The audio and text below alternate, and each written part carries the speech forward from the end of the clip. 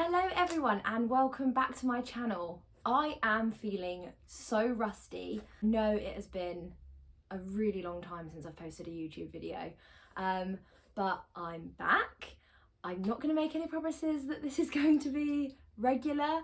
I just really missed making YouTube videos and it's been something that I've wanted to do for a really long time, and I'm sure I will go into all the details of what I've been up to over the last year or maybe even two since I've posted a video, but just bear with me. I'm a bit nervous. I even have a little notebook of notes that I've written down just in case I forget anything, because I feel like this used to come so naturally and now I'm mega rusty. But I'm here to tell you today what I made in January. So if you want to see what I got up to in January sewing wise, do stay tuned.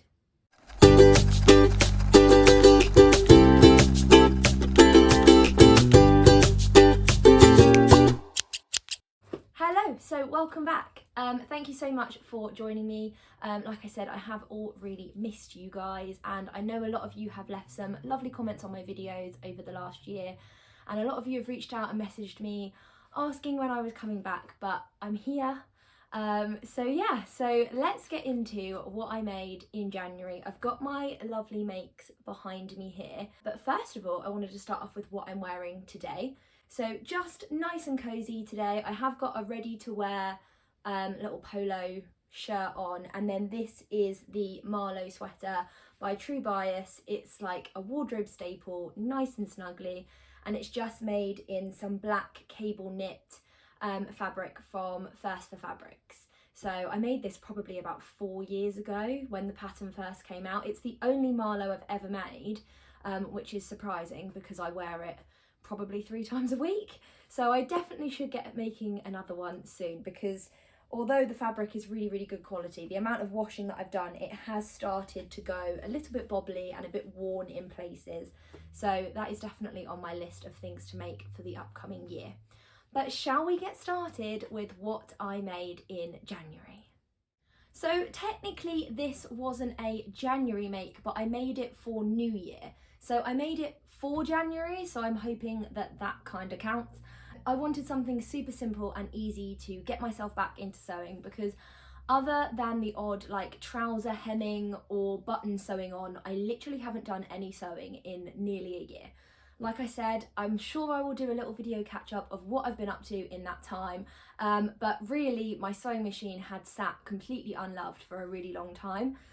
So I wanted something quite simple just to ease myself back in.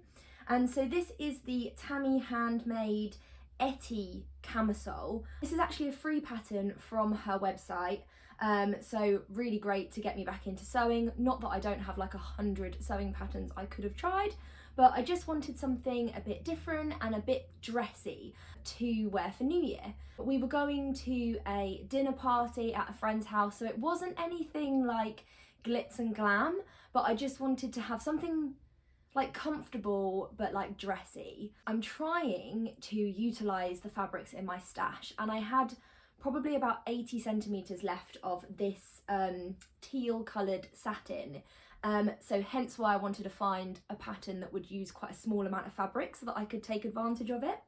So I decided to go for this one. I made the rookie error of printing out the PDF pattern wrong. I've never done that before, actually. I've always been really careful, but I think I was just really rusty, hadn't done it for a really long time, and I cut it out and, well, I printed it out, tested the test square, that was fine, I believe, although now I'm double guessing it if it was fine. But basically the lines didn't match up. I think it had like stretched it or shrunk it to fit, I don't quite know. Definitely wasn't the pattern, it was definitely a user error, but I got there in the end. But unfortunately it did come out quite big, and I know the style of the pattern is like a bigger boxy looser style anyway, but I did actually make it probably 2 to 3 sizes bigger than it needed to be. So obviously I made it on New Year's Eve as well. I forgot to mention this, because who doesn't do that? We're sewists, that's what we do. So it's New Year's Eve. Picture this. It's New Year's Eve, I've got 80 centimetres of fabric and I want a new top. I print out the pattern, I print it wrong, but haven't got time to print it again, so I just make do. I end up sewing the pattern together very quickly and easily, might I add, except then I realise it's 2 sizes too big, and it's probably about 4:30. So I quickly get my other half in the room and we make some adjustments to take it in. So the scalloped edge went really well, loved it, really took my time on that to get it nice and neat, cut into all the curves, gave it a good old iron, that went perfectly. Where it was too big was definitely at the sides. I had it was kind of gaping down so you could see like my bra and things, which wasn't good. So I took probably about 3 inches off either side of the waist part here. Unfortunately, it is still a little bit gapey on my chest, and in hindsight, I should have really moved the straps in, because these are in the right placement for the larger size.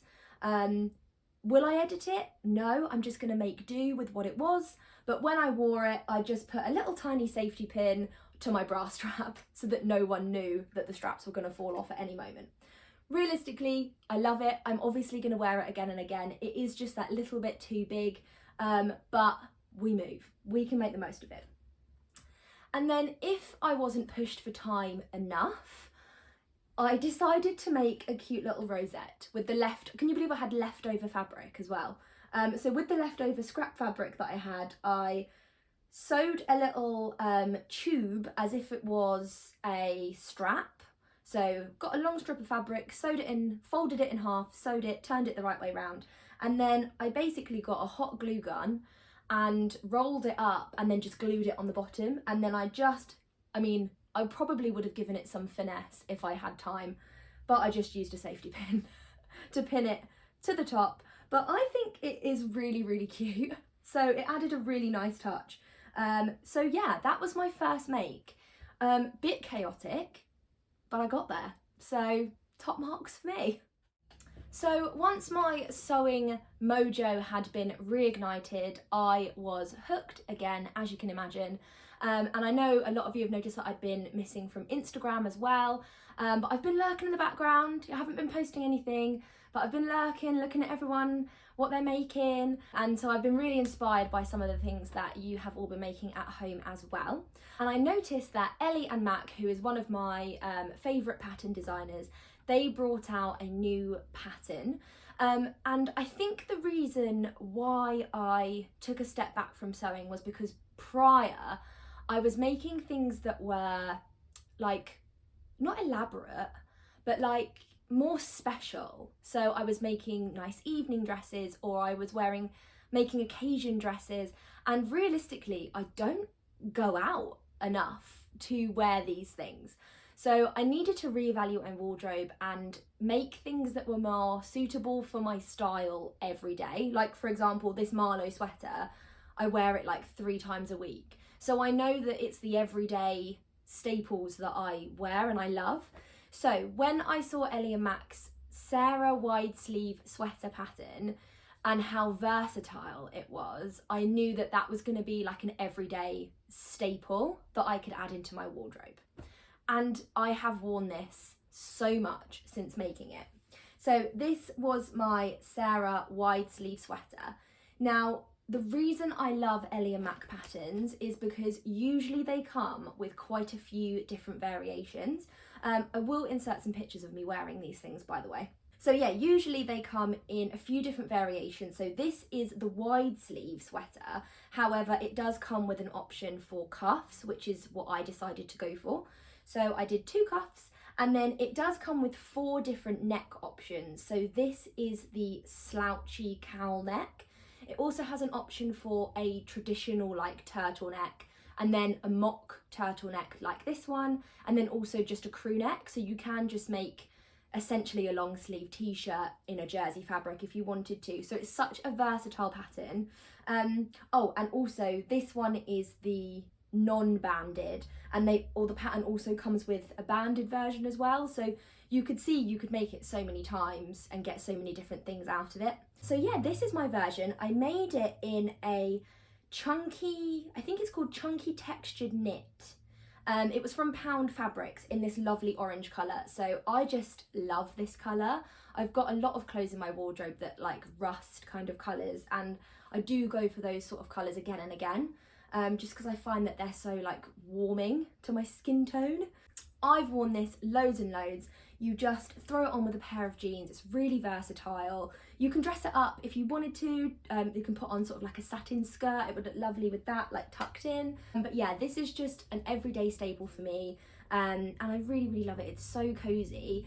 And I don't know about you, but in January we did have a few really cold weeks. So just to have something snugly around my neck was really, really nice.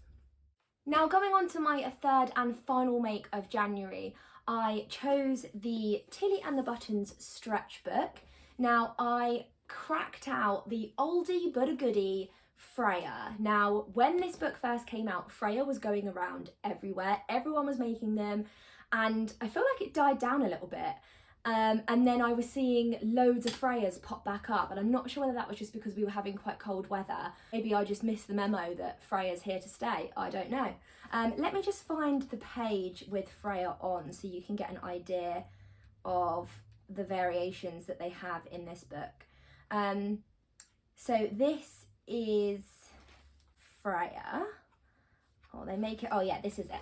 So in the book, they make this gorgeous like dress with the ruffle on the outside. Now I actually have never made that version, but I probably would love it actually. I don't know why I've never made it, but I've just gone for the classic Freya, which is the mock roll neck and then the sleeves. But I wanted to make it a bit different, obviously, because I've got the bug back now. Here is my Freya. So at the same time that I bought the orange chunky knit for my Sarah sweater on Pound Fabrics, I also bought this ribbed knit jersey for an absolute steal. I think it was £1 a metre. So naturally I bought tons of it. I don't know what else I'm gonna make, but I made a Freya. So it's a really lightweight knit, not see-through at all, which is really nice. I just loved the combination of the colours. I felt like it was really 70s. And I had the fabric for a little while and I was pondering what kind of outfit this would suit. And I just knew that it was a Freya, basically.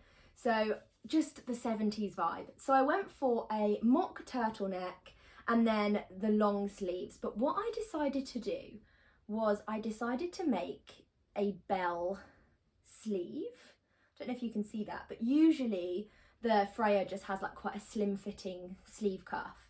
And I just wanted to add a little bit of a flare and add some bell sleeves. Wasn't sure whether it was going to work out, but actually it really gives like a basic top a little bit of a flare.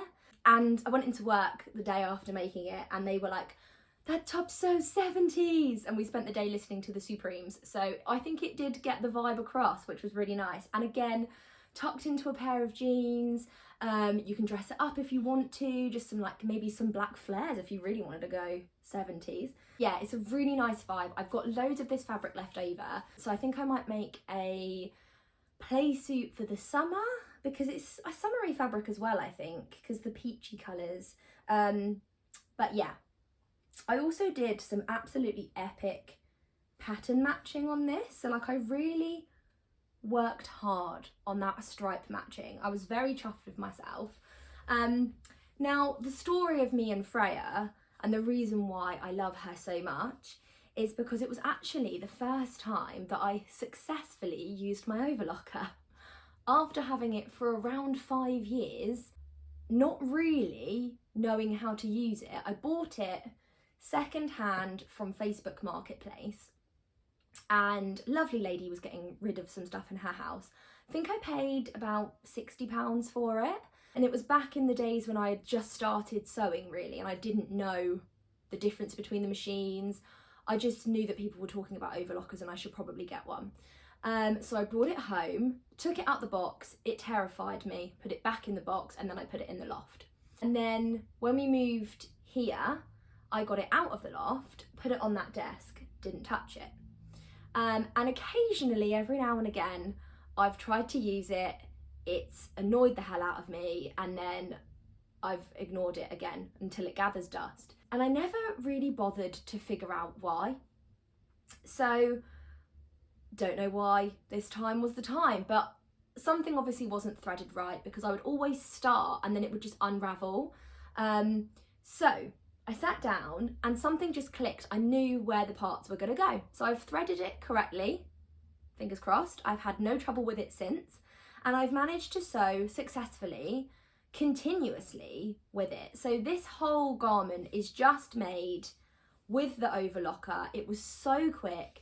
It took me about an hour. It came together great, and I even used a twin needle on the hems. So I don't really know who I am at the moment, but yeah, that's who I am. I'm a twin needle kind of gal. But yeah, I think that just gives a really nice finish to the cuff. Sometimes with knit fabrics, I mean, in the Tilly and the Buttons book, it tells you to go for a zigzag stitch to finish it off, and I just don't like that. It just gives me the ick. Nothing wrong with it if that's what you like, but I was just not in the mood for a zigzag stitch on that cuff, basically. I feel like that makes it look handmade. So I cracked out my twin needle as well. So yeah, that is my Freya. I'm probably going to wear her tomorrow because we're going out for dinner. Well, like a roast dinner. So yeah, I feel like she's going to have an outing tomorrow as well. But that is everything that I made in January. So I think 3 things is pretty good considering I haven't sewn anything in nearly a year, which is shocking.